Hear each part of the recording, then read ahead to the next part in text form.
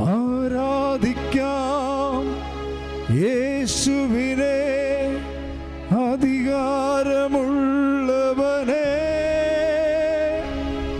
വണങ്ങിടാം ദൈവ കുഞ്ഞാടിനെ, ആരിലും ഉന്നതനെ. ആരാധിക്കാം യേശുവിനെ അധികാരമുള്ളവനെ. വണങ്ങിടാം ദൈവ കുഞ്ഞാടിനെ, ആരിലും ഉന്നതനെ. യേശുവേ നന്ദി. ഹല്ലേലൂയ. ആരാധന യേശുവേ.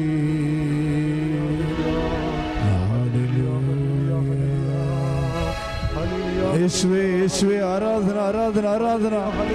യേശുവേ ആരാധന.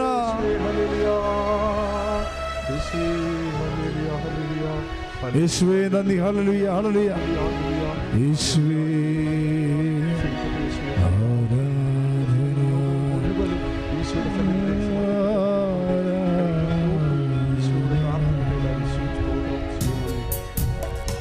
ശ്രുതികട ഹല്ലേലൂയ ഹല്ലേലൂയ ഹല്ലേലൂയ ഹല്ലേലൂയ ഹല്ലേലൂയ ഹല്ലേലൂയ. യേശുവേ ഹല്ലേലൂയ ഹല്ലേലൂയ ഹല്ലേലൂയ ഹല്ലേലൂയ ഹല്ലേലൂയ ഹല്ലേലൂയ ഹല്ലേലൂയ. ഉച്ചസ്വരത്തിൽ വലിയ വിശ്വാസം സ്തുതിക്കട്ടെ. യേശുവേ എന്ന് വിളിച്ച് സ്തുതിക്കട്ടെ. ഹല്ലേലൂയ. യേശുവേ യേശുവേ യേശുവേ. ഹല്ലേലൂയ ഹല്ലേലൂയ ഹല്ലേലൂയ ഹല്ലേലൂയ. യേശുവേ യേശുവേ യേശുവേ. കടന്നുപോകാൻ വേണ്ടി കടന്നുവന്നിരുന്ന യേശുവേ സ്തോത്രം കർത്താവേ. ഹല്ലേലൂയ. ഏറ്റു പ്രാർത്ഥിക്കുക. അമ്മേ പരിശുദ്ധമ്മേ, അമ്മേ പരിശുദ്ധമ്മേ, ദൈവമാതാവേ, ദൈവമാതാവേ, കൃപാസനത്തിലൂടെ ഞങ്ങൾക്കും ഞങ്ങളുടെ ദേശത്തിനും അമ്മ മാതൃത്വം നേടി തന്ന എല്ലാ അനുഗ്രഹങ്ങൾക്കും കൃപകൾക്കും ഞങ്ങളിപ്പോൾ ഹൃദയം നിറഞ്ഞ നന്ദി പറയുന്നു. അമ്മേ, പരിശുദ്ധ അമ്മേ, ദൈവമാതാവേ, 2004 ഡിസംബർ 7-ാം തീയതി ഉച്ചകഴിഞ്ഞ് 2:30 കൃപാസനത്തിൽ സംഭവിച്ച അമ്മയുടെ പ്രത്യക്ഷപ്പെടലിനെ കുറിച്ച് തിരുസഭയ്ക്ക് സമർപ്പിച്ചിരിക്കുന്ന പഠനരേഖകളുടെ മേൽ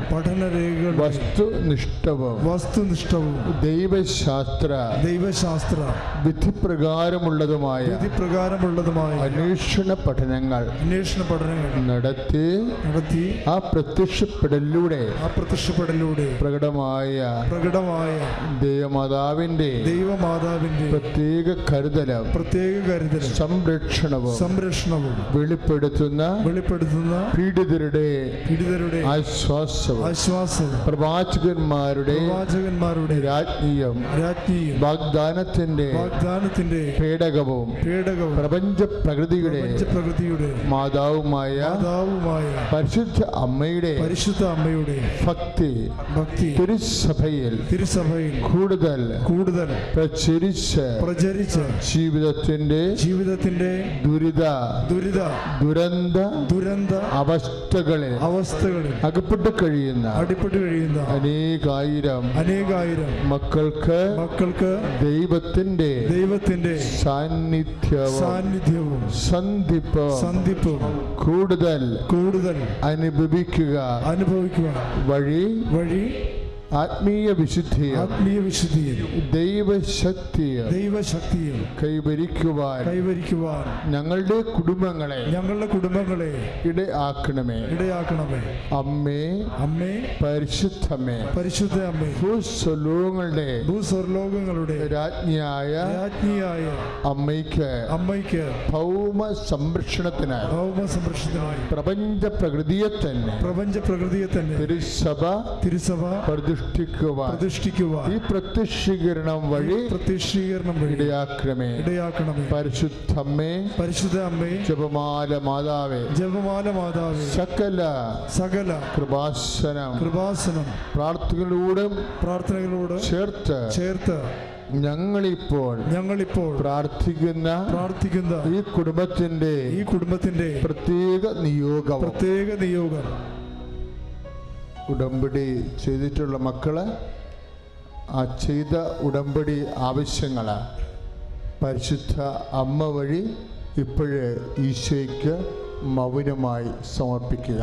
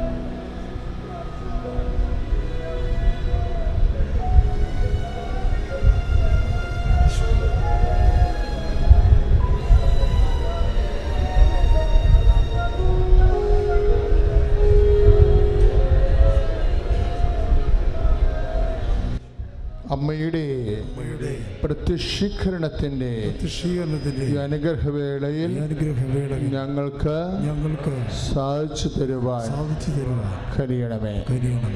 സ്തുതിക്കട്ടെ. ഹല്ലേലൂയ.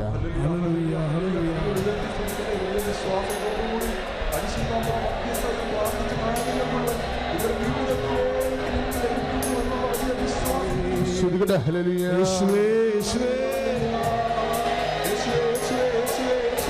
ഹല്ലേലൂയ, ഹല്ലേലൂയ, ഹല്ലേലൂയ. യേശുവേ, പരിശുദ്ധ പരമദിവ്യകാരുണ്യത്തിന്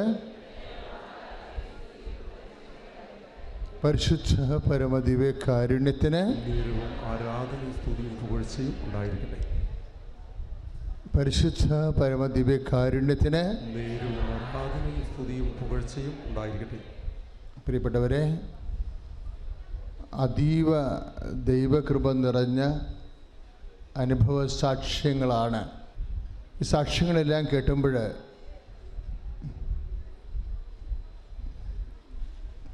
ഞാനെപ്പോഴും സാക്ഷ്യങ്ങൾ ശ്രദ്ധിക്കുന്ന ഒരു കാര്യമുണ്ട്. ആരാണ് ഉടമ്പടി പ്രകാരം വാഗ്ദാന പേടകമായി മാറുന്നത്? ഉടമ്പടിയുടെ ഒരു പ്രത്യേകത എന്താ? നമ്മൾ തന്നെ വാഗ്ദാന പേടകമായി മാറും. നമ്മൾക്ക് ആ വാഗ്ദാന പേടകത്തിൻ്റെ ശക്തി ലഭിക്കും. ഇപ്പോൾ പുറപ്പാട് 40-25 വചനങ്ങളൊക്കെ വായിക്കുമ്പോൾ നമ്മൾ വിശുദ്ധ ലൂക്കായുടെ സുവിശേഷം 1:35 വായിക്കുമ്പോഴും നമ്മൾ ശ്രദ്ധിക്കണം. എന്താണ്? വാഗ്ദാന പേടകമായി മാറിയാൽ എന്ത് സംഭവിക്കും? ദൈവത്തിൻ്റെ ശക്തി ആവസിക്കും. വാഗ്ദാന പേടകത്തിൻ്റെ പഴയ വാഗ്ദാന പേടകത്തിൻ്റെ മേലും പുതിയ വാഗ്ദാന പേടകമായ പരിശുദ്ധ അമ്മയുടെ പേരിലും ഇക്കാലത്തെ വാഗ്ദാന പേടകമായ ഉടമ്പടി പാലിക്കുന്നവരുടെ മേലും എന്താണ് ആവസിക്കുന്നത്? ദൈവത്തിൻ്റെ ശക്തിയാണ് ആവസിക്കുന്നത്. ദൈവനാമത്തിന് മഹത്വമുണ്ടാകട്ടെ. എൻ്റെ പേര് മിനി. ഞാൻ വരുന്നത് എറണാകുളം ജില്ലയിൽ ഏഴക്കനാട് എന്ന സ്ഥലത്തു നിന്നാണ് വരുന്നത്. 2024 ജനുവരി 17-ാം തീയതിയാണ് ഞാൻ ആദ്യമായി കൃപാസനത്തിൽ വന്നത്. അന്ന് തന്നെ ഉടമ്പടി എടുത്തു. ഉടമ്പടി എടുത്ത് വീട്ടിൽ ചെന്ന് വൈകിട്ട് ഉടമ്പടി പ്രാർത്ഥന ചെല്ലാൻ നേരത്ത് എനിക്ക് 10-15 വർഷമായിട്ടുണ്ടായിരുന്ന നടുവേദനയും മുട്ടുകുത്തി എനിക്ക് പ്രാർത്ഥിക്കാൻ പറ്റില്ലായിരുന്നു. അപ്പോൾ അന്ന് മുതൽ ഞാൻ മുട്ടുകുത്തി കണ്ണുനീരോടെയാണ് ആദ്യമായിട്ട് പ്രാർത്ഥിച്ചത്. മുട്ടുകുത്തുമ്പോൾ ഭയങ്കരമായ കണ്ണീരൊഴുകുമായിരുന്നു. ആ കണ്ണീരൊഴുകി തന്നെയാണ് ഞാൻ മുട്ടുകുത്തി പ്രാർത്ഥിച്ചത്. നടുവേദനയും ഡിസ്കിന് പ്രശ്നങ്ങളുണ്ടായിരുന്നു, മുട്ടിന് തേയ്മാനം ഉണ്ടായിരുന്നു. അപ്പോൾ ഒത്തിരി ത്യാഗത്തോടെ തന്നെയാണ് മുട്ടുകുത്തി പ്രാർത്ഥിച്ചു തുടങ്ങിയത്. അന്ന് മുതൽ ഇന്ന് വരെ ഞാൻ മുട്ടുകുത്തിയാണ് പ്രാർത്ഥിക്കണത്. അന്ന് മുതൽ എനിക്ക് പിന്നെ ഇന്ന് വരെ എനിക്കൊരു കുഴപ്പമുണ്ടായിട്ടില്ല. വിശുദ്ധ ഉടമ്പടി നേർച്ച വസ്തുക്കൾ ഞാൻ ഉപയോഗിച്ചിരുന്നു. ഉടമ്പടി തൈലം മുട്ടിൽ കുരിശ് വരച്ച് വിശ്വാസപ്രമേയത്തിൽ പ്രാർത്ഥിക്കും. പിന്നെ നേർച്ച വസ്തുക്കൾ, ഉപ്പ്, തേൻ എന്നിവ കഴിക്കുകയും ചെയ്തിരുന്നു. അന്ന് മുതൽ ഇന്ന് വരെ മുട്ടിൻ്റെ വേദന ഉണ്ടായിട്ടില്ല. പിന്നെ എനിക്ക് ആസ്മയുടെ അസുഖം ഉണ്ടായിരുന്നു. 15 വർഷത്തോളമായി ഞാൻ ഇൻഹൈലർ ഉപയോഗിച്ചുകൊണ്ടാണ് ഇരുന്നത്. ആ ഭയങ്കരമായിട്ട് ശ്വാസം മുട്ടലാണ്. തണുത്ത ഒരു ഭക്ഷണപദാർത്ഥം നീ കഴിക്കാൻ പാടില്ല, അപ്പോൾ തന്നെ ശ്വാസം മുട്ടും. അപ്പോൾ എൻ്റെ ഇളയ മോളാണ് ആദ്യം ഇവിടെ വന്ന് ഉടമ്പടി എടുത്തത്. അപ്പോൾ എടുത്തപ്പോൾ അവൾ നേർച്ച വസ്തുക്കൾ എനിക്ക് തന്നു. അപ്പോൾ അവളെന്നോട് പറഞ്ഞു, അമ്മച്ചി 2 നേരം ഇൻഹൈലർ ഉപയോഗിക്കുന്നതിന് പകരമായിട്ട് നേർച്ച വസ്തുക്കൾ ഉപയോഗിക്കുക, ഉപ്പും തേനും കഴിക്കുക. അങ്ങനെ അവൾ പറഞ്ഞതുകൊണ്ട് ഞാൻ എൻ്റെ ഇൻഹൈലർ മാറ്റി വെച്ചിട്ട് ഉപ്പും തേനും ഉപയോഗിച്ച് ഞാൻ അന്ന് മുതൽ ഇന്ന് വരെ അത് ഉപേക്ഷിച്ചു. 1.5 വർഷം കഴിഞ്ഞു, എനിക്ക് ശ്വാസം മുട്ടലുണ്ടായിട്ടില്ല. പിന്നെ ഞാൻ വീട്ടിൽ ഉടമ്പടി എടുത്ത് പ്രാർത്ഥിച്ച് ജനുവരി 17-ാം തീയതി ഉടമ്പടി എടുത്തു. ഫെബ്രുവരി 12-ാം തീയതി ദൈവമാതാവിൻ്റെ ഫോട്ടോ രൂപം, കൃപാസന മാതാവിൻ്റെ രൂപം എൻ്റെ പച്ച തിരികറിച്ച് പ്രാർത്ഥിച്ചപ്പോൾ അതിൽ പ്രത്യക്ഷമായി. പിന്നെ ഒത്തിരിയേറെ മാതാവിൻ്റെ ദർശനങ്ങളും വെളിപാടുകളും എനിക്ക് കിട്ടിയിട്ടുണ്ട്. സന്ദേശങ്ങളായിട്ടും പരിശുദ്ധമ്മ നൽകിയിട്ടുണ്ട്. പിന്നെ ഞങ്ങളുടെ വീട്ടിൽ സെപ്റ്റംബർ 24-ാം തീയതി ഒരു പാമ്പ് വന്നു. 24-ാം തീയതി വൈകിട്ട് ഉടമ്പടിത്തിരിയിൽ പാമ്പിൻ്റെ രൂപം പ്രത്യക്ഷമായി. പിറ്റേ ദിവസം രാവിലെ 25-ാം തീയതി ഞങ്ങളുടെ വീട്ടിലൊരു പാമ്പ് വരുന്നു. അത് എൻ്റെ ഭർത്താവിൻ്റെ അമ്മയാണ് കണ്ടത്. അമ്മ കണ്ട്, അപ്പോൾ അമ്മ അതിൽ ഭിത്തിയിൽ പിടിച്ച് നടക്കുമായിരുന്നു. അപ്പോൾ എന്തോ അനങ്ങണതായിട്ട് കണ്ടു. അപ്പോൾ അനങ്ങണതായിട്ട് കണ്ടപ്പോൾ അമ്മ പറഞ്ഞു, കരിയിലാന്ന് പറഞ്ഞ് കൈ കൊണ്ട് എടുക്കാൻ ചെന്നപ്പോൾ അത് അനങ്ങണം. എന്നിട്ട് എന്നെ വിളിച്ച് കാണിച്ചു. ഞാൻ ചെന്ന് കഴിഞ്ഞപ്പോൾ പാമ്പ്, എന്ത് പാമ്പാന്ന് എനിക്കറിയില്ലായിരുന്നു. എന്നിട്ട് ഞാൻ വേഗം എൻ്റെ അടുത്തുള്ളൊരു ചേച്ചിനെ വിളിച്ചു. അപ്പോൾ ആ ചേച്ചിയും പിന്നെ റോട്ടിലൂടെ ഒരു ചേട്ടൻ പോകണ്ടായിരുന്നു, ആ ചേട്ടനും കൂടി വന്ന് അതിൽ നിന്ന് ഞങ്ങൾക്ക് ആ പാമ്പിൻ്റെ ഉദരത്തിൽ ഞങ്ങൾക്ക് അതിന് മോചനം കിട്ടി. ലൂക്ക 10:19 പറയുന്ന പോലെ, ഇതാ പാമ്പുകളുടെയും തേളുടെയും ശത്രുവിൻ്റെയും സകല ശക്തികളുടെയും ചവിട്ടി നിൽക്കാൻ നിങ്ങൾക്ക് അധികാരം നൽകിയിരിക്കുന്നു, ഒന്നും നിങ്ങൾ ഉപദ്രവിക്കില്ല. അത് അന്ന് മുതൽ ഇന്ന് വരെ ഞങ്ങളുടെ ഭവനത്തിൽ അങ്ങനെ ഒരു ബുദ്ധിമുട്ടുണ്ടായിട്ടില്ല, പാമ്പിൻ്റെ ഉപദ്രവം ഉണ്ടായിട്ടില്ല. പിന്നെ എനിക്ക് ഇയർവാൾസിൻ്റെ പ്രശ്നം ഉണ്ടായിരുന്നു. ഞാൻ ജപമാല റാലി കഴിഞ്ഞ ഒക്ടോബർ 26-ാം തീയതി ജപമാല റാലി പങ്കെടുക്കാൻ ഒത്തിരി ആഗ്രഹിച്ചു. അപ്പോൾ അങ്ങനെ ഞാൻ പ്രാർത്ഥിച്ചുകൊണ്ടിരുന്നു, നിയോഗം വെച്ച് പ്രാർത്ഥിച്ചുകൊണ്ടിരുന്നു. എന്നാൽ എനിക്ക് ഇയർവാൾസിൻ്റെ പ്രശ്നമുള്ളതുകൊണ്ട് ഒരു ദിവസം ഉടമ്പടി ആരാധനയിൽ അച്ഛൻ വിളിച്ചു പറഞ്ഞു, ഇയർവാൾസിൻ്റെ പ്രശ്നമുള്ളവരും ഹാർട്ടിൻ്റെ പ്രശ്നമുള്ളവരും നടക്കണ്ട, അർത്തുങ്കലിലേക്ക് വന്നാൽ മതിയെന്ന് പറഞ്ഞു. അപ്പോൾ അതനുസരിച്ച് ഞങ്ങളുടെ കുടുംബം അവിടുത്തെ അടുത്തുള്ള ഉടമ്പടിയുടെ ചേച്ചിമാരെല്ലാവരും കൂടി അർത്തുങ്കലിൽ വന്ന് ഞങ്ങൾ പ്രാർത്ഥിച്ചു. അപ്പോൾ അന്ന് മുതൽ ഇന്ന് വരെ എനിക്ക് ആ ഇയർവാൾസിൻ്റെ പ്രശ്നം പിന്നെ ഉണ്ടായിട്ടില്ല. പിന്നെ എൻ്റെ യൂട്രസിൽ കുറച്ച് പ്രശ്നങ്ങളുണ്ടായിരുന്നു. യൂട്രസിൽ അതെന്നാന്ന് വെച്ചിട്ടുണ്ടെങ്കിൽ വർഷങ്ങളായിട്ട് എനിക്ക് ഒരു ഇച്ചിരി യൂട്രസിൻ്റെ ഭിത്തിക്ക് കട്ടി കൂടുതലുണ്ടായിരുന്നു. അപ്പോൾ അത് ഞാൻ പരിശുദ്ധ അമ്മ തന്നെയാണ് പറഞ്ഞ് ഹോസ്പിറ്റലിൽ പോയി യൂട്രസ് പരിശോധിക്കാൻ. അപ്പോൾ അങ്ങനെ ഞങ്ങൾ നോക്കി കഴിഞ്ഞപ്പം ഇച്ചിരി ബുദ്ധിമുട്ടുണ്ട്. അപ്പോൾ ബയോപ്സി എടുക്കണമെന്ന് പറഞ്ഞു ഡോക്ടർ. ബയോപ്സി എടുക്കാനായിട്ട് ഇവിടെ എടുക്കുന്നതിന് മുമ്പ് തന്നെ ഞാനിവിടെ വന്ന് അച്ഛനെ കണ്ട്, അച്ഛൻ എൻ്റെ സൈത്ത് തരികയും അടിവയറ്റിൽ കുരിശ് വരച്ച് വിശ്വാസപ്രമാണം ചെല്ലാൻ പറയുകയും ചെയ്തു. അതനുസരിച്ച് ഞാൻ പോയി വിശ്വാസപ്രമാണം ചൊല്ലി സൈത്ത് പൂശി പോയി സ്കാൻ ചെയ്ത് കഴിഞ്ഞപ്പോൾ ബയോപ്സി എടുത്തതിന് ശേഷം നോക്കിയപ്പോൾ ക്യാൻസറിൻ്റേതായ സാധ്യതകളൊന്നുമില്ലയെന്ന് ഡോക്ടർ പറഞ്ഞു. പിന്നെ എനിക്ക് ഉടമ്പടി പുതുക്കിയപ്പോൾ അന്ന് തന്നെ ആദ്യത്തെ ഉടമ്പടി പുതുക്കിയപ്പോൾ ഞാൻ നിയോഗം വച്ചിരുന്നു, പരിശുദ്ധ അമ്മയെ ദൈവമാതാവേ, എനിക്ക് അവിടുത്തെ പുത്രനെ സ്വീകരിച്ച് സഭയോട് ചേർന്ന് നിൽക്കാൻ കൃപ നൽകണമേ എന്ന്. അപ്പോൾ പരിശുദ്ധ അമ്മ പറഞ്ഞു, നീ പ്രാർത്ഥിക്ക്. അപ്പോൾ ഞാൻ വിശ്വാസത്തിലേക്ക് വന്നിട്ട് 35 വർഷമായി. അന്ന് മുതൽ ഇന്ന് വരെ ഞാൻ ഈശോയെ തന്നെയാണ് പ്രാർത്ഥിച്ചുകൊണ്ടിരുന്നത്. അത്ഭുതകരമായ രോഗസൗഖ്യത്തിലൂടെയാണ് ദൈവം എന്നെ വിളിച്ചത്. അതുകൊണ്ട് ഞാൻ വേറെ ഒരു ഇതിലും ഞാൻ പോവാറില്ല. ഞാൻ ഈശോയെ തന്നെയാണ് ജപമാല ചൊല്ലി പ്രാർത്ഥിച്ചുകൊണ്ട് തന്നെയാണ് ഇരിക്കാറ്. പ്രാർത്ഥന എനിക്ക് പറ്റുമ്പോഴൊക്കെ ഞാൻ പോയി വിശുദ്ധ കുർബാനയിൽ പങ്കെടുക്കുകയും ചെയ്യും. സ്വീകരിക്കാൻ പറ്റില്ലെങ്കിലും ഞാൻ വിശുദ്ധ കുർബാന കാണണം എനിക്ക് ഏറ്റവും ഇഷ്ടം, പിന്നെ വചനം കേൾക്കണതും. അപ്പോൾ ഞാൻ ഇടയ്ക്കിടയ്ക്ക് ഞാൻ ദൈവവചനം കേൾക്കാൻ പോവും, പ്രാർത്ഥിച്ചുകൊണ്ട് ഞാനിരുന്നു. അപ്പോൾ എനിക്ക് വിശുദ്ധ കുർബാന മറ്റുള്ളവർക്ക് കൊടുക്കുമ്പോൾ എല്ലാവരും കുർബാനയുടെ മധ്യേ പറയും വിശുദ്ധ കുർബാന വിശുദ്ധ ജനത്തിനുള്ളിലാകുന്നത് പറയുമ്പോൾ തന്നെ എനിക്ക് മനസ്സിന് ഭയങ്കര വിഷമമാണ്. അപ്പോൾ എനിക്ക് സ്വീകരിക്കാൻ പറ്റണില്ലോ എന്ന് ഓർത്ത് എനിക്ക് ഭയങ്കര ബുദ്ധിമുട്ടായിരുന്നു. അപ്പോൾ എനിക്ക് എൻ്റെ ആഗ്രഹം ഞാൻ ഈശോയോട് പറഞ്ഞ് ഞാൻ അത് നിയോഗം വെച്ചിരുന്നു. അപ്പോൾ പരിശുദ്ധ അമ്മ പറഞ്ഞു, ഏത് വർഷത്തിലാണ്, ഏത് മാസത്തിലാണ്, ഏത് ആഴ്ച, ഏത് നിയോഗം, ഏത് ദിവസം, മണിക്കൂർ, മിനിറ്റ്, സെക്കൻഡ് ഇത് വെച്ച് നീ പ്രാർത്ഥിക്കാൻ പറഞ്ഞു. അപ്പോൾ ഞാനങ്ങനെ പ്രാർത്ഥിച്ചുകൊണ്ടാണ് ഇരുന്നത്. അപ്പോൾ പ്രാർത്ഥിച്ചുകൊണ്ടിരുന്ന് ജൂലൈ 13 എനിക്ക് ഞങ്ങളുടെ ഇടവകയായ പുത്തൻകുരിശ് ലിറ്റിൽ ഫോർ ചർച്ചിൽ ഇടവകയിൽ അംഗമായി പരിശുദ്ധ ദൈവമാതാവ് എനിക്ക് വിശുദ്ധ മാമോദീസ സ്വീകരിക്കാൻ അനുഗ്രഹം നൽകി. അത് ഞാൻ ഹിന്ദു ആയിരുന്നുകൊണ്ട് എൻ്റെ ഇഷ്ടത്തിനനുസരിച്ച് തന്നെ ചെയ്യണം എന്നുള്ള ഒരു ഇതായതുകൊണ്ട് കുറച്ച് ബുദ്ധിമുട്ടൊക്കെ വന്നിരുന്നു. അപ്പോൾ ഞാൻ എൻ്റെ മക്കളോട് ഞാൻ പറഞ്ഞു, എനിക്ക് 3 പെൺമക്കളാണ്. ഹസ്ബൻഡ് മരിച്ചുപോയി, 8 വർഷമായി ഹസ്ബൻഡ് മരിച്ചിട്ട്. എൻ്റെ 3 മക്കളോടും പറഞ്ഞു, അവരെ 3 പെൺമക്കളെയും കല്യാണം കഴിച്ചിട്ട് അവരെ വീട്ടുകാരോടും പറഞ്ഞു. അപ്പോൾ വീട്ടുകാരോട് പറഞ്ഞപ്പോൾ അവർ അത് സമ്മതിച്ചു, അവർക്ക് കുഴപ്പമില്ല. അപ്പോൾ മരുമക്കളോട് പറഞ്ഞപ്പോൾ മരുമക്കൾ പറഞ്ഞു അമ്മച്ചിക്ക് അതാണ് ഇഷ്ടമെങ്കിൽ അത് ചെയ്തോളാൻ പറഞ്ഞു. അപ്പോൾ അങ്ങനെ ചെയ്തു. എല്ലാവരും സഹകരിച്ച് എനിക്കത് നടത്തി തന്നു. അപ്പോൾ പരിശുദ്ധ അമ്മ തന്നെയാണ് പറഞ്ഞുകൊണ്ടിരുന്നത്. അപ്പോൾ ഒത്തിരി നാളായി എന്നോട് പറയുന്നത് സെബാസ്റ്റ്യൻ എന്ന്. അപ്പോൾ അത് അങ്ങനെ ഒരു വ്യക്തിയെ എനിക്ക് അറിയില്ലായിരുന്നു, ആരാ എന്താന്ന്. ഞാനങ്ങനെ ഒരു വ്യക്തിയെ കേട്ടിട്ടില്ല, എനിക്കിട്ട് അറിയില്ല. അപ്പം ഞാൻ ആ പള്ളിയിൽ ചെന്ന് ഞങ്ങൾ ഇടയ്ക്കിടയ്ക്ക് അവിടെ വിശുദ്ധ കുർബാന കാണാനായിട്ട് പോകാറുള്ളതാണ്. കൃപാസനത്തിലേക്ക് വന്നതിന് മുമ്പ് അവിടെ വിശുദ്ധ കുർബാന കണ്ടാണ് ഞങ്ങൾ ഇങ്ങോട്ട് വരാറ്. അപ്പോൾ അവിടെ ചെന്ന് ഇങ്ങനെ പരിചയപ്പെട്ടപ്പോൾ അച്ഛൻ്റെ പേര്, ഇടവക വികാരി അച്ഛൻ്റെ പേര് സെബാസ്റ്റ്യൻ എന്നാണ്. അപ്പം ഞാൻ വേറൊരു സ്ഥലത്ത് ഇതാക്കാനാണ് ഡിവൈൻ ധ്യാനകത്തിൻ്റെ മാമോദിസ മുഖാന്നാണ് ഇരുന്നത്.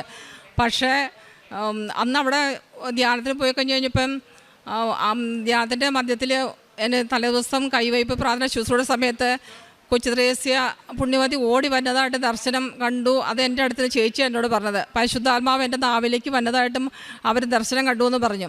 അപ്പോൾ ഞാനത് എന്താണെന്ന് എനിക്ക് കൃത്യമായിട്ട് മനസ്സിലായില്ലെങ്കിലും അപ്പോൾ ആ കൊച്ചു ത്രേസ്യയായിട്ട് എന്താ ബന്ധം എന്നോട് ചോദിച്ചു. ഞാൻ പറഞ്ഞു ഞങ്ങളവിടെ ഇടവകയിൽ ഇങ്ങനെ പ്രാർത്ഥിക്കാൻ പോകാറുണ്ട്, കുർബാന സ്വീകരിക്കാൻ കാണാൻ പോകാറുണ്ടെന്ന് പറഞ്ഞു.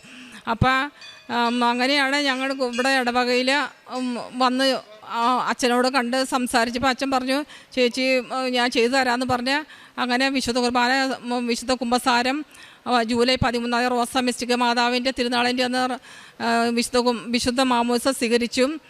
19 ജൂലൈ 19 വിശുദ്ധ സ്ഥൈര്യലേപനം നടത്തി. 20 വിശുദ്ധ കുർബാന ആദ്യമായിട്ട് സ്വീകരിച്ചു. ആദ്യമായി കുർബാന സ്വീകരിച്ച് വീട്ടിൽ വന്നപ്പോൾ തന്നെ പരിശുദ്ധ അമ്മ എനിക്ക് ഒത്തിരി വെളിപാടുകളും ഗാനങ്ങളൊക്കെ തരുന്നതാണ്. അമ്മ ആ കുർബാനയുടെ അത് അനുസരിച്ച് തന്നെ ഒരു ഗാനം അപ്പം തന്നെ എനിക്ക് തന്നു. പിന്നെ കുമ്പസാരത്തിൻ്റെ കാര്യം 2 ആഴ്ച കഴിഞ്ഞപ്പോഴേക്കും 2 ആഴ്ചയ്ക്ക് മുമ്പ് പരിശുദ്ധ അമ്മ പറഞ്ഞു നീ ഇടവക വികാരി അച്ഛൻ്റെ അടുത്ത് തന്നെ കുമ്പസാരിക്കണമെന്ന് പറഞ്ഞു. അപ്പോൾ എന്താ കുമ്പസാരിക്കണമെന്ന് എനിക്ക് അറിയില്ല. അപ്പോൾ ഞാൻ പ്രാർത്ഥിച്ചുകൊണ്ടിരുന്നു. അപ്പോൾ അമ്മ മാതാവ് തന്നെ പറഞ്ഞു 10 കൽപ്പനകൾ പറഞ്ഞ് നീ കുമ്പസാരിക്കുക, അതാണ്, അതിൽ വലുതായിട്ടൊന്നുമില്ല, അത് പറഞ്ഞ് നീ കുമ്പസാരിക്കാൻ പറഞ്ഞു. അപ്പോൾ ആ കുമ്പസാരവും നടത്തി. അങ്ങനെ എല്ലാ വിശുദ്ധ കൂദാശകൾ സ്വീകരിച്ചു. എല്ലാ ഞായറാഴ്ചയും പള്ളിയിൽ പോവും. എനിക്ക് പറ്റുന്ന സമയത്തൊക്കെ ഞാൻ വിശുദ്ധ കുർബാനയ്ക്ക് സ്വീകരിക്കാൻ പോവും. പിന്നെ വചനവായന, വചനം എല്ലാ ദിവസവും വചനം വായിക്കും, ബൈബിൾ അരമണിക്കൂർ വായിക്കും. പിന്നെ പറയാൻ മറന്ന ഒരു കാര്യം, എൻ്റെ മരിച്ചുപോയ ഞങ്ങൾ 7 മക്കളായിരുന്നു. അപ്പോൾ എൻ്റെ മൂത്ത 2 പേരും മരിച്ചു പോയിരുന്നു. അതിൽ ഞാനിങ്ങനെ പ്രാർത്ഥന സമയത്ത് എനിക്കൊരു വെളിപാടുണ്ടായി. ഞാൻ എല്ലാ 2 ആഴ്ച സ്വീകരിക്കും. പിന്നെ ഉപവസിക്കും. 2 ദിവസം ആഴ്ചയിൽ 2 ദിവസം ഉപവസിച്ച് പ്രാർത്ഥിക്കും. പിന്നെ കാരുണ്യ പ്രവൃത്തികൾ, പ്രേക്ഷിത പ്രവർത്തനത്തിന് ഞാൻ അവിടെ 10 കെട്ട് പത്രം വാങ്ങിക്കൊണ്ട് പോവും. 10 കെട്ട് 6 കെട്ട് പിന്നെ 50 കാശ് രൂപ വെച്ച് വാങ്ങിച്ചുകൊണ്ട് പോവും. അതൊക്കെ ഞങ്ങൾ ഓരോ സ്ഥലങ്ങളിൽ പോയി ഹോസ്പിറ്റലിൽ പോവും, വീടുകൾ കയറി നടന്നു കൊടുക്കും. പിന്നെ ഹോസ്പിറ്റലിൽ പോയി രോഗികൾക്ക് മറ്റേ ഇത് ഉരുപടിത്തെല്ലാം പുരട്ടി പ്രാർത്ഥിക്കും. പിന്നെ പരീക്ഷിത കാരുണ്യ പ്രവൃത്തികളെന്ന് വെച്ചിട്ടുണ്ടെങ്കിൽ ആഹാരം ഉണ്ടാക്കി വിതരണം ചെയ്യും.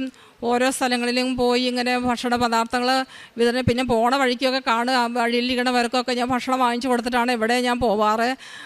പിന്നെ പൊതിച്ചോറ് കെട്ടിക്കൊടുക്കും. പിന്നെ എളുപ്പത്തിനായിട്ട് ഇഡ്ഡലിയൊക്കെയാണ് 5ഉം 6ഉം ഇത് പുതിയ ഇഡ്ഡലി കൊണ്ടുപോയി കൊടുക്കും. അങ്ങനെ കാരുണ്യ പ്രവൃത്തി ചെയ്യണം. പിന്നെ ഈ സെപ്റ്റംബർ ഓണത്തിൻ്റെ സമയത്ത് പരിശുദ്ധ അമ്മ തന്നെ എന്നോട് പറഞ്ഞ് കാരുണ്യപ്രവൃത്തി ചെയ്യണ കാര്യം പറഞ്ഞപ്പോൾ കാരുണ്യപ്രവൃത്തി ചെയ്യാനായിട്ട് മറ്റേ വസ്ത്രം വാങ്ങിച്ച് മൂവാറ്റുപുഴ ഗവൺമെൻറ് ഹോസ്പിറ്റലിൽ വസ്ത്രം വാങ്ങിച്ച് മറ്റേ മുണ്ട്, ഷർട്ട്, നൈറ്റികൾ, കാവ്യമുണ്ട് എന്നിങ്ങനെ കൊണ്ടുപോയി വാങ്ങിച്ചു കൊടുത്തു. പിന്നെ കുറേ പേർക്ക് അത് കൂടാണ്ട് വസ്ത്രങ്ങൾ വാങ്ങിച്ചു കൊടുത്തു. അങ്ങനെ നമുക്ക് പറ്റണ രീതിയിലെല്ലാം ഒരു ഓൾഡ് ഏജ് ഹോമുകളിൽ പൈസ കൊടുക്കും, ഭക്ഷണം കൊടുക്കും. ഇതൊക്കെ എനിക്ക് ഹസ്ബൻഡില്ല, പക്ഷേ ഇതെല്ലാം ചെയ്തു തന്നത് ഈശോ തന്നെയാണ് എനിക്ക് തന്നത്. അതായത് യശപ്രവാൻ്റെ പുസ്തകം 54:5 നിൻ്റെ സൃഷ്ടാവാണ് നിൻ്റെ ഭർത്താവ്, സൈന്യങ്ങളുടെ കർത്താവാണ് നിൻ്റെ ദൈവം എന്ന ഈ വചനത്തിൻ്റെ അടിസ്ഥാനത്തിൽ എല്ലാം എൻ്റെ ഈശോ ചെയ്തു തരുവാണ്. എൻ്റെ സഹോദരനോടാണ് ഇതെല്ലാം എനിക്ക് ചെയ്തു തന്നത്. എനിക്ക് എന്താവശ്യപ്പെട്ടാലും അവൻ തരും. പിന്നെ മാസം ഒരു തുക അയച്ചു തരും. അതിലൂടെ എനിക്ക് കാരുണ്യപ്രവൃത്തികൾ കൂടുതൽ ഞാൻ ചെയ്യും. ഭാഗ്യത്തെ എൻ്റെ ജീവിതത്തിൽ ഞാൻ പൈസ എടുക്കും. ഇത്രയും അനുഗ്രഹങ്ങൾ നൽകിയ എൻ്റെ പരിശുദ്ധ അമ്മയ്ക്കും ഈശോയ്ക്കും പരിശുദ്ധാത്മാവിനും പിതാവായ ദൈവത്തിനും കോടാനുകൂടി നന്ദി, സ്തുതി, ആരാധന അർപ്പിക്കുന്നു. ദൈവപിതാവിന് മഹത്വമുണ്ടാകട്ടെ. എൻ്റെ പേര് റാണി ജോസഫ്. എറണാകുളം വരാപ്പുഴ ക്രിസ്തുരാജ ഇടവക ദേവാലയത്തിൽ നിന്നാണ് ഞാൻ വരുന്നത്. ഇത് എൻ്റെ 9ാമത്തെ ഉടമ്പടി പുതുക്കലാണ്. ഇതിനു മുമ്പ് ഞാൻ 2 സാക്ഷ്യം പറഞ്ഞിട്ടുണ്ട്. 3ാമതൊരു സാക്ഷ്യം കൂടി പറയാൻ എനിക്ക് ഇടവരുത്തിയതിന് പരിശുദ്ധ അമ്മ മാതാവിനും തിരുക്കുമാരനും 1000 കോടി ഞാൻ നന്ദി പറയുന്നു. എനിക്ക് 15 വയസ്സുള്ളപ്പോൾ എൻ്റെ കാലിൽ അലർജി രോഗമുണ്ടായിരുന്നതാണ്. 35 വർഷമായിട്ട് അതെനിക്ക് ഡിസംബർ ആകുമ്പോഴത്തേനും ഭയങ്കര വിണ്ടുകീറി ചോര വരുന്ന അങ്ങനത്തെ ഒരു അസുഖമായിരുന്നു.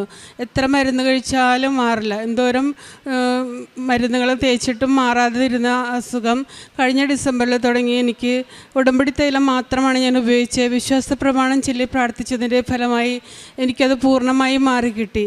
പിന്നെ എനിക്ക് ഒരു 6-7 മാസം മുമ്പ് മുട്ടുകാലിൻ്റെ താഴെ തുടങ്ങി ചൊറിച്ചിലായിരുന്നു. ചൊറിച്ചിൽ എന്ന് പറഞ്ഞാൽ അസഹനീയമായ ചൊറിച്ചിൽ. അത് മാന്തിക്കറി ചോര വന്ന് കറുത്ത പാടൊക്കെ ആയിരുന്നു. ഞാൻ ഉപ്പിട്ട് വിശ്വാസ പ്രമാണം ചൊല്ലി പ്രാർത്ഥിച്ച് പിന്നെ കാലിൻ്റെ ഉള്ളംകാലിൻ്റെ അടിയിലുമൊക്കെ എനിക്ക് സഹിക്കാൻ പറ്റാതെ വരുമായിരുന്നു. പ്രാർത്ഥന ചെല്ലുന്ന സമയത്തൊക്കെ, കുടുംബ പ്രാർത്ഥനയുടെ സമയത്തൊക്കെ ഞാൻ എഴുന്നേറ്റ് പോയി കാലൊരയ്ക്കുമായിരുന്നു. അത്രയ്ക്ക് സഹിക്കാൻ പറ്റാത്ത വേദന. എനിക്ക് മുട്ടയിൽ നിന്ന് ജപമാല ചൊല്ലി പ്രാർത്ഥിച്ചതിൻ്റെ ഫലമായി എനിക്കത് പൂർണ്ണമായും മാറിക്കിട്ടി. നേരത്തെയൊക്കെ ഞാൻ മുട്ടുവേദനയും കാലുവേദനയൊക്കെ ആയിട്ട് നടുവേദനയൊക്കെ ആയിട്ട് ഇരുന്നായിരുന്നു ചൊല്ലിക്കൊണ്ടിരുന്നത്. അതോടുകൂടി എൻ്റെ മുട്ടുവേദനയും നടുവേദനയും മാറി. എനിക്കിപ്പോൾ മുഴുവൻ സമയം ജപമാല ചൊല്ലുമ്പോൾ മുട്ടയിൽ നിന്ന് പ്രാർത്ഥിക്കാനുള്ള അനുഗ്രഹം ഈശോ മാതാവിനും തന്നതിനും നന്ദി പറയുന്നു. പിന്നെ എനിക്ക് കഴിഞ്ഞ മാർച്ച് മാസം ഉടമ്പടി പുതുക്കി ഇവിടുന്ന് തിരിച്ചു പോയപ്പോൾ ഞങ്ങൾ വണ്ടി 2 വീലർ വൈറ്റ്ലയിൽ വെച്ചിട്ടാണ് ഞങ്ങൾ ഇങ്ങോട്ട് ബസ്സിൽ വരുന്നത്. തിരിച്ചു ചെന്നപ്പോഴത്തേനും മോളുടെ കയ്യിൽ ഇവിടെ നിന്ന് വാങ്ങിയ പത്രവും ബാഗും ഉണ്ടായിരുന്നു. എൻ്റെ കയ്യിൽ വേറെ ബാഗും ഫോണും കുറച്ച് കാശും ATM കാർഡൊക്കെ ഉണ്ടായിരുന്ന ബാഗായിരുന്നു. അത് വണ്ടി എടുക്കാൻ ബുദ്ധിമുട്ടായതുകൊണ്ട് ഞാൻ വേറെ വണ്ടിയുടെ പുറത്താണ് എൻ്റെ ബാഗ് വെച്ചത്. അത് ഞങ്ങൾ വണ്ടി എടുത്തു കഴിഞ്ഞപ്പോഴത്തേനും ഞാൻ ആ ബാഗ് മറന്നുപോയി. ഞങ്ങളപ്പോൾ അനിയത്തിയുടെ വീട്ടിലേക്ക് അവിടെ നിന്ന് ഒരു 20 മിനിറ്റ് ഉണ്ടായിരുന്നു. അവിടെ ചെന്നപ്പോഴാണ് ഈ ബാഗ് മറന്നുപോയ കാര്യം ഓർമ്മ വന്നത്. അപ്പോൾ അതിന് തലേദിവസം അച്ഛനിങ്ങനെ പ്രാർത്ഥിച്ച് പറയുന്നുണ്ടായിരുന്നു, ഫോണില്ലാതെ ധ്യാനം കൂടാനും സാക്ഷ്യം കേൾക്കാനും ഒക്കെ വിഷമിക്കുന്ന ഒരുപാട് മക്കളുണ്ട്, അവർക്ക് വേണ്ടി പ്രാർത്ഥിക്കണം, അവർക്ക് എത്രയും പെട്ടെന്ന് ഫോൺ. അപ്പോൾ എനിക്ക് ഭയങ്കര സങ്കടമായി. എൻ്റെ ഫോണും ദാഹിച്ച് മോഹിച്ച് മേടിച്ചൊരു ഫോണാണ്. അത് നഷ്ടപ്പെട്ടാൽ എനിക്കും ഇതേപോലെ ധ്യാനം കൂടാനൊക്കെ ബുദ്ധിമുട്ടാകുമല്ലോ എന്ന് പ്രാർത്ഥിച്ച് വിശ്വാസ പ്രമാണം പ്രാർത്ഥിച്ച് പ്രത്യക്ഷീകരണ പ്രാർത്ഥനയും ചൊല്ലിക്കൊണ്ടാണ് ഞാൻ സാക്ഷ്യം പറഞ്ഞോളാം, എനിക്ക് ആ ബാഗ് തിരിച്ച് കിട്ടിയാൽ എന്ന് പ്രാർത്ഥിച്ചുകൊണ്ടാണ് ഞാൻ തിരിച്ച് വൈറ്റ്ലയിൽ വന്ന് നോക്കിയപ്പോൾ എൻ്റെ ബാഗ് അവിടെ തന്നെ ഉണ്ടായിരുന്നു. ഒന്നും നഷ്ടപ്പെടാതെ എനിക്ക് ആ ബാഗ് തിരിച്ച് കിട്ടിയതിന് ഈശോയ്ക്കും മാതാവിനും നന്ദി പറയുന്നു. പിന്നെ എനിക്ക് എൻ്റെ മകന് നല്ലൊരു ജോലി കിട്ടിയതിന് അവൻ വരുമ്പോൾ സാക്ഷ്യം പറയുന്നതാണ്. മറ്റുള്ളവർക്ക് വേണ്ടി പ്രാർത്ഥിക്കുമ്പോൾ അവർക്ക് അനുഗ്രഹം കിട്ടാറുണ്ടെന്ന് പറഞ്ഞാൽ അവർ എന്നോട് വന്ന് പറയാറുണ്ട്. അപ്പോൾ അതിനും അവർ വന്ന് ഉടമ്പടി എടുത്ത് പ്രാർത്ഥിക്കാമെന്ന് എന്നോട് സമ്മതിച്ചിട്ടുണ്ട്. പിന്നെ കഴിഞ്ഞ 2003 ഡിസംബർ 25 ക്രിസ്മസിന് തലേദിവസം തന്നെ ഞങ്ങൾ തീരുമാനിച്ചാൽ രാവിലെ ഭക്ഷണം കൊടുക്കുമ്പോൾ രാവിലത്തെ ഭക്ഷണം കൊടുക്കാം, അപ്പോൾ അത് വിളമ്പി കൊടുക്കാമെന്നാണ് വിചാരിച്ചത്. ഫുഡ് കൊടുക്കുമ്പോൾ അങ്ങനെ കൊടുക്കുന്ന സമയത്ത് കുറച്ച് പേരെ ഒന്നിച്ചിരുത്തി ഞങ്ങൾ വിളമ്പിയൊക്കെ കൊടുത്തു കഴിഞ്ഞപ്പോൾ രാവിലെ ഞാനിങ്ങനെ ഉറക്കൊഴിഞ്ഞിട്ടപ്പോൾ മാതാവിനെയും ഉണ്ണീശോനെയും കാണണമെങ്കിൽ ഒരു സ്ത്രീയും അമ്മയും കുഞ്ഞുമായിട്ട് വരുമ്പോൾ അത് മാതാവ് ഉണ്ണീശോയുമാണെന്ന് കരുതി ഞാൻ അവർക്ക് ഭക്ഷണം കൊടുക്കും എന്നൊക്കെ ഞാനിങ്ങനെ മനസ്സിൽ വിചാരിച്ച്. പക്ഷെ ഞാനത് മോളോട് പറഞ്ഞിട്ടുണ്ടായിരുന്നില്ല. അത് കഴിഞ്ഞ് ഞങ്ങൾ ഭക്ഷണമൊക്കെ കൊടുത്തു കഴിഞ്ഞ് തിരിച്ചു പോരുമ്പോൾ പള്ളിയിലാണ് വണ്ടി വെച്ചിരുന്നത്. അപ്പോൾ അതിസുന്ദരിയായ ഒരു യുവതി ഷോളൊക്കെ പൊതിഞ്ഞ് കയ്യിലൊരു കൈക്കുഞ്ഞിനെയുമായിട്ട് ഞങ്ങളുടെ ഓപ്പോസിറ്റ് ഭയങ്കര സ്പീഡിൽ ഒറ്റയ്ക്കാണ് വരുന്നത്, കുഞ്ഞിനെ മാത്രം എടുത്തുകൊണ്ട്. അപ്പം ഞാൻ ഞങ്ങളെ നോക്കിയപ്പോൾ മുഖത്തുനിന്ന് കണ്ണെടുക്കാൻ തോന്നിയില്ല, എന്നെ തന്നെ നോക്കുന്നുണ്ടായിരുന്നു. അപ്പോൾ കടന്നു പോയി കഴിഞ്ഞപ്പോൾ എനിക്ക് അത് മാതാവാണെന്ന് ഞാൻ മോളോട് പറഞ്ഞു, അത് മാതാവ് ഉണ്ണീശോയാണെന്ന് പറഞ്ഞു. അങ്ങനെ ഞങ്ങൾ രണ്ടുപേരും ഒപ്പം തിരിഞ്ഞു നോക്കിയപ്പോൾ അത്രയും നേരം ഇങ്ങനെ പിടിച്ചിരുന്ന കുഞ്ഞിനെ പെട്ടെന്ന് ഇങ്ങനെ ഉണ്ണീശോയിനെ മാതാവ് പിടിക്കുന്നത് പോലെ പിടിച്ചിട്ടുണ്ടായിരുന്നു. അപ്പോൾ ഞാൻ പറഞ്ഞു, നമ്മുടെ കയ്യിലൊന്നുമില്ലല്ലോ, വണ്ടിയിൽ പൈസ ഉണ്ട്, അപ്പോൾ എന്തെങ്കിലും വാങ്ങിച്ചു കൊടുക്കുക എന്ന് വിചാരിച്ച് വീണ്ടും നോക്കിയപ്പോൾ ആളെ കാണുന്നില്ല. അത് കഴിഞ്ഞ് അപ്പോൾ മാതാവിന് നല്ല പൊക്കമുണ്ടായിരുന്നു. അപ്പോൾ എനിക്ക് സംശയം ഉണ്ടായിരുന്നു അത് മാതാവ് തന്നെ ആയിരിക്കുമെന്ന്. അത് ഞങ്ങളിവിടെ വന്ന് പ്രാർത്ഥിച്ച് ഞങ്ങൾക്കത് മാതാവ് തന്നെയാണെങ്കിൽ സുഗന്ധാഭിഷേകം ലഭിക്കണമെന്ന് പ്രാർത്ഥിച്ചു. അപ്പോൾ ഞങ്ങൾക്ക് രണ്ടുപേർക്കൊപ്പം സുഗന്ധാഭിഷേകം കിട്ടി. പിന്നെ അച്ഛൻ്റെ ഡോക്കളച്ഛൻ പറഞ്ഞിട്ടുണ്ട് മാതാവിന് നല്ല പൊക്കമുണ്ട്, അച്ഛനും കണ്ടിട്ടുണ്ടെന്നങ്ങനെയൊക്കെ പറഞ്ഞപ്പോൾ അത് പൂർണ്ണമായി ബോധ്യപ്പെട്ടു. പിന്നെ പത്രങ്ങൾ വിതരണം ചെയ്യുമ്പോൾ ഓരോ വീടുകളിലും ഹോസ്പിറ്റലിലും ഒക്കെ പോയിട്ട് ആണ് ചെയ്യുന്നത്. അങ്ങനെ പല പല സ്ഥലങ്ങളിൽ എനിക്ക് ഒരുപാട് പഴയ പത്രങ്ങൾ കിട്ടിയിരുന്നു. അത് വീടുകളിൽ കൊടുക്കാൻ പറ്റില്ല. അപ്പം ഞാൻ അത് എവിടെ കൊടുക്കുമെന്ന് ഇങ്ങനെ ആലോചിച്ച് അന്നേരം എനിക്ക് കഴിഞ്ഞ ഒക്ടോബറിലാണ്, നല്ല ജോലിയുള്ള സമയത്തായിരുന്നു. അപ്പം ഞാൻ ജോലി കഴിഞ്ഞിട്ട് വണ്ടി എടപ്പള്ളി കൊണ്ട് വെച്ചിട്ട് റോഡ് സൈഡുകളിലും ബസ് സ്റ്റോപ്പുകളിലും അങ്ങനെ എല്ലായിടത്തും കൊടുക്കാമെന്ന് ഞാൻ വിചാരിച്ച് പത്രം എടുത്ത് കൈ പിടിച്ചാൽ എപ്പോഴും ഓരോ പത്രം കൊടുക്കുമ്പോൾ ആകാശത്തേക്ക് നോക്കി ഞാൻ അവർക്ക് അനുഗ്രഹം കിട്ടണമെന്ന് പ്രാർത്ഥിക്കും. വിശ്വാസ പ്രമാണം ചൊല്ലി തൈലം തൂർത്തിട്ടാണ് ഞാൻ വീട്ടിൽ നിന്ന് എല്ലാ പത്രങ്ങളും തയ്യാറാക്കി കൊണ്ടുവരുന്നത്. ഓരോരുത്തർക്കും കൊടുക്കുമ്പോൾ ഞാൻ അങ്ങനെ പ്രാർത്ഥിച്ചിട്ടാണ് കൊടുക്കുന്നത്. അപ്പോൾ ആകാശത്ത് നല്ല ഭംഗിയുള്ളൊരു മഴവില്ല് ഞാൻ കണ്ടു. അതിനു മുമ്പ് ഞാൻ അങ്ങനത്തെ ഒരു മഴവില്ല് അത്രയും ഭംഗിയിൽ കണ്ടിട്ടില്ല. അത് ഞാൻ എന്നിട്ട് എല്ലായിടത്തും നടന്ന പത്രങ്ങളെല്ലാം കൊടുത്തു കഴിഞ്ഞ് തിരിച്ച് പള്ളിയിലോട്ട് വന്നപ്പോഴത്തേനും 2 പത്രം എൻ്റെ കയ്യിലുണ്ടായിരുന്നു. അപ്പോൾ ഒരു പത്രം ഒരു ചേട്ടന് കൊടുത്തപ്പോൾ ആ ചേട്ടൻ ഇങ്ങനെ കൃപാസനത്തിന് ആൾക്കാരെ വണ്ടിയിൽ കൊണ്ടുവരാറുണ്ട് എന്ന് പറഞ്ഞു. അപ്പോൾ ചേട്ടനോട് ഉടമ്പടി എടുത്തിട്ടുണ്ടോ എന്ന് ചോദിച്ചപ്പോൾ ഉടമ്പടി എടുത്തിട്ടില്ല. അപ്പോൾ അങ്ങനെ കുറച്ച് സംസാരിച്ചപ്പോൾ ആ ചേട്ടന് വലിയ പ്രശ്നങ്ങളൊക്കെ ഉണ്ട്, അപ്പോൾ ഞാൻ ഉടമ്പടി എടുത്ത് പ്രാർത്ഥിക്കണം എന്നൊക്കെ പറഞ്ഞു. അപ്പോൾ വേറൊരു കുട്ടി പുതിയ പത്രം കൊണ്ടുവന്നിട്ട് പറഞ്ഞു, ഇത് നിങ്ങളുടെ കയ്യിലിരിക്കണ പഴയ പത്രമല്ലേ, ഇത് വാങ്ങിച്ചു എന്ന് പറഞ്ഞു. അപ്പോൾ ആ ചേട്ടൻ പറഞ്ഞു എനിക്ക് ഇത് മതിയെന്ന് പറഞ്ഞു. ഞാനപ്പോൾ പേടിച്ചിരിക്കണമായിരുന്നു, പഴയ പത്രം കൊടുത്തതിന് എന്നെ വഴക്ക് പറയുമെന്ന്. പക്ഷേ ആ ചേട്ടൻ പറഞ്ഞു എനിക്കിത് മതി, നിങ്ങളത് വേറെ ആർക്കെങ്കിലും കൊടുത്തു എന്ന് പറഞ്ഞു. അങ്ങനെ മറ്റേ പത്രവും കൊടുത്തു കഴിഞ്ഞപ്പോഴത്തേനും ആ മഴവില്ല് അപ്രത്യക്ഷമായി. അങ്ങനെ മാതാവ് ആ മഴവില്ലിൻ്റെ ഇതിലും എനിക്ക് മാതാവിൻ്റെ സാന്നിധ്യം വെളിപ്പെടുത്തി തന്നു. പിന്നെ രോഗസൗഖ്യം എന്ന് പറഞ്ഞിട്ടുണ്ടെങ്കിൽ എനിക്കിങ്ങനെ കുക്കർ അടുപ്പത്ത് വെച്ച് ഇങ്ങനെ നല്ല ചൂടായിരുന്നു. അതിൻ്റെ തലേദിവസം ഞാനൊരു സാക്ഷ്യം കണ്ടപ്പോൾ എന്തോ പൊള്ളലിട്ടിട്ട് അവർക്ക് ഒരു പാടുപോലും ഇല്ലാതെ മാഞ്ഞു കിട്ടി എന്നുള്ളൊരു അനുഗ്രഹം ഞാൻ സാക്ഷ്യത്തിൽ കണ്ടിരുന്നു. അപ്പം ഞാനിങ്ങനെ ആലോചിച്ചു, ഒരു പാടുപോലും ഇല്ലാതെ എങ്ങനെയാണ് അത് ഇത്ര പെട്ടെന്ന് അപ്രത്യക്ഷമായെന്ന് ഞാനിങ്ങനെ ആലോചിച്ചിരുന്നു. പിറ്റേ ദിവസം ഞാൻ ഈ കുക്കർ എടുപ്പപ്പോൾ പെട്ടെന്ന് സ്റ്റാൻഡിൽ നിന്ന് തെന്നി എൻ്റെ ദേഹത്തേക്ക് മറിയാൻ പോയപ്പോൾ ഞാൻ ഈ വിരൽ കൊണ്ട് താങ്ങി പിടിച്ചിട്ട് മറ്റേ കൈ കൊണ്ട് നേരെയാക്കി. അപ്പം നല്ലോണം പൊള്ളിയിരുന്നു. അപ്പോൾ തന്നെ എനിക്ക് പള്ളിയിൽ കുർബാനയ്ക്ക് പോകാനുള്ളത് കൊണ്ട് വൈകുന്നേരം 6 മണിക്കായിരുന്നു. അപ്പം 5:15 ഞാനിത് ചെയ്തിരുന്ന സമയത്ത് ഞാൻ വേഗം ഉടമ്പടി തൈലമെടുത്ത് തേനുമെടുത്ത് വിശ്വാസ പ്രമാണം ചൊല്ലി പ്രാർത്ഥിച്ച് നല്ല വേദനയായിരുന്നു, കൈ ചുമന്നിരുന്നേച്ച്. അപ്പോൾ എനിക്ക് അന്ന് ബൈബിൾ വായിക്കാനുണ്ടായിരുന്നു. അപ്പം ഞാൻ പറഞ്ഞു എൻ്റെ വേദന മാറ്റിത്തരണേ ഈശോ എന്ന് പ്രാർത്ഥിച്ച് പള്ളിയിൽ ചെന്ന് കുർബാന തുടങ്ങിയപ്പോൾ ഞാൻ ഈ വേദന മറന്നുപോയി. പിന്നെ തിരിച്ചു വന്നപ്പോഴാണ് കയ്യിൽ നോക്കുമ്പോൾ ചുവന്ന പാടുണ്ട്. പിറ്റേ ദിവസം നോക്കിയപ്പോൾ ഒരു പാട് പോലും ഇല്ലാതെ എനിക്കത് സുഖപ്പെടുത്തി തന്ന ഈശോയ്ക്കും മാതാവിനും നന്ദി പറയുന്നു. പിന്നെ ഞങ്ങൾ വഴിയരികിലുള്ള എല്ലാവർക്കും ഭക്ഷണം കൊടുക്കാറുണ്ട്. ഞങ്ങൾ രാവിലെ ഞങ്ങളുടെ പള്ളിയിലെ ഫ്രണ്ടിൽ ഒരു അമ്മച്ചി മാനസിക വെല്ലുവിളി നേരിടുന്നൊരു അമ്മച്ചിയുണ്ട്, അവർക്ക് ഞങ്ങൾ എല്ലാ ദിവസവും രാവിലത്തെ ഭക്ഷണം കൊടുക്കാറുണ്ട്. പിന്നെ ഓർഫനേജുകളിൽ പോവാറുണ്ട്, അവിടെ ക്ലീൻ ചെയ്യാറുണ്ട്. അവർക്ക് ഭക്ഷണ സാധനങ്ങളൊക്കെ വാങ്ങിക്കൊടുക്കാറുണ്ട്. പിന്നെ എല്ലാ വീടുകളിലും പത്രവിതരണം ചെയ്യാറുണ്ട്. എല്ലാ ദിവസവും അച്ഛൻ്റെ ഡെയിലി ബ്രെഡ് കൂടാറുണ്ട്, ഷെയർ ചെയ്യാറുണ്ട്. ഓൺലൈൻ ഉടമ്പടി ധ്യാനം എല്ലാ ചൊവ്വാഴ്ചയും മുടങ്ങാതെ കൂടാറുണ്ട്. നേരത്തെയൊക്കെ ആഴ്ചകളിലാണ് ഞാൻ കൂടിക്കൊണ്ടെന്ന് വെച്ചത്, ജോലിയുള്ള സമയങ്ങളിലൊക്കെ. അപ്പോൾ കുറച്ചൊക്കെ കാണുന്നു. ഇപ്പോൾ എനിക്ക് ചൊവ്വാഴ്ച തന്നെ അത് മുഴുവൻ കൂടിയില്ലെങ്കിൽ വല്ലാത്തൊരു വിഷമമാണ്. അപ്പം ഞാൻ ആ ചൊവ്വാഴ്ച തന്നെ അത് ആ സമയത്ത് തന്നെ ലൈവായിട്ട് തന്നെ കൂടി തീർക്കാനായിട്ടാണ് എനിക്കിഷ്ടം. അങ്ങനെ ചെയ്യാറുണ്ട്. പിന്നെ ഒരു കുർബാന പോലെ എനിക്ക് ഇന്നേവരെ മുടങ്ങേണ്ടി വന്നിട്ടില്ല. ഇപ്പം ഞാൻ 2.5 വർഷമായി ഉടമ്പടി എടുത്തിട്ട്. എൻ്റെ ഏറ്റവും പ്രാർത്ഥന അതാണ്, ഒരു കുർബാന മുടങ്ങാതെ എനിക്ക് എല്ലാ ദിവസവും പള്ളിയിൽ പോകാൻ സാധിക്കണമെന്ന് എപ്പോഴും ഞാൻ ദൈവത്തോട് പ്രാർത്ഥിക്കാറുണ്ട്. പിന്നെ ഞങ്ങൾ എല്ലാ ദിവസവും ഞങ്ങൾ 2 പേരും എല്ലാ കാര്യങ്ങളും ചെയ്യുന്ന, എൻ്റെ മോൾ ഉടമ്പടി എടുത്തിട്ടുള്ളതാണ്. എൻ്റെ മക്കളെയും എൻ്റെ കുടുംബത്തെയും എപ്പോഴും ഉടമ്പടി സാക്ഷികളാക്കി ജീവിക്കാൻ സാധിക്കണമെന്നാണ് എൻ്റെ എപ്പോഴുള്ള പ്രാർത്ഥന. ഞങ്ങൾ എല്ലാ ദിവസവും ഉച്ചയ്ക്ക് 2 മണി തുടങ്ങി 3:15 വരെ പ്രാർത്ഥന ചെല്ലാറുണ്ട്. അപ്പോൾ 2 മണിക്ക് കൊന്ത ചെല്ലും, പിന്നെ പ്രത്യക്ഷീകരണ പ്രാർത്ഥന, വജ്ര ജപമാല, പിന്നെ സ്വസ്ത്രഗീതം, 3 മണിയുടെ പ്രാർത്ഥന, ഇതെല്ലാം എല്ലാ ദിവസവും ചെല്ലും. സ്വസ്ത്രഗീതം പാടും. അപ്പോൾ ഈ സമയങ്ങളിൽ ഇവിടുത്തെ കൃപാസനത്തിൽ എല്ലാ ദിവസവും ഉടമ്പടി എടുക്കാൻ വന്നവർക്കും, എല്ലാ ദിവസവും ഉടമ്പടി പുതുക്കാൻ വേണ്ടി വന്നവർക്കും, ഉടമ്പടി ഇട്ടിട്ട് പോയിട്ടുള്ളവർക്കും, അച്ഛൻ്റെ എല്ലാ നിയോഗ പ്രാർത്ഥനകൾക്കും, ഇവിടെ അച്ഛനെ കാണാൻ വരുന്ന എല്ലാ രോഗികൾക്കും വേണ്ടി എല്ലാ ദിവസവും ഞങ്ങൾ പ്രാർത്ഥിക്കാറുണ്ട്. പിന്നെ ഇത്രയും അനുഗ്രഹങ്ങൾ, ഓരോരുത്തരുടെ സാക്ഷ്യങ്ങൾ കാണുമ്പോൾ ഞാൻ കരഞ്ഞു പോയിട്ടുണ്ട് പലപ്പോഴും. എത്രയോ ദുരിതങ്ങളിൽ കൂടി കടന്നു പോകുന്ന എത്ര മക്കളാണുള്ളത്. അപ്പോൾ അവരെ ദൈവം എത്രയോ സംരക്ഷണത്തിലാണ് അവരെ സുഖപ്പെടുത്തുന്നതും അവരുടെ കാര്യങ്ങൾ നടത്തുന്നവർക്കുമ്പോൾ എനിക്ക് ഒരുപാട് സങ്കടവും സന്തോഷവും തോന്നാറുണ്ട്. ദൈവം ഇത്രയേറെ അനുഗ്രഹങ്ങൾ നൽകിയ എനിക്കും ഉടമ്പടി എടുത്ത് പ്രാർത്ഥിക്കുന്ന എല്ലാവർക്കും ദൈവാനുഗ്രഹങ്ങൾ ധാരാളം ഉണ്ടാകട്ടെ എന്ന് പ്രാർത്ഥിക്കുന്നു. ഇത്രയും അനുഗ്രഹങ്ങൾ നൽകിയ അമ്മയ്ക്കും തിരുക്കുമാരനും കോടാനുകോടി നന്ദി പറയുന്നു.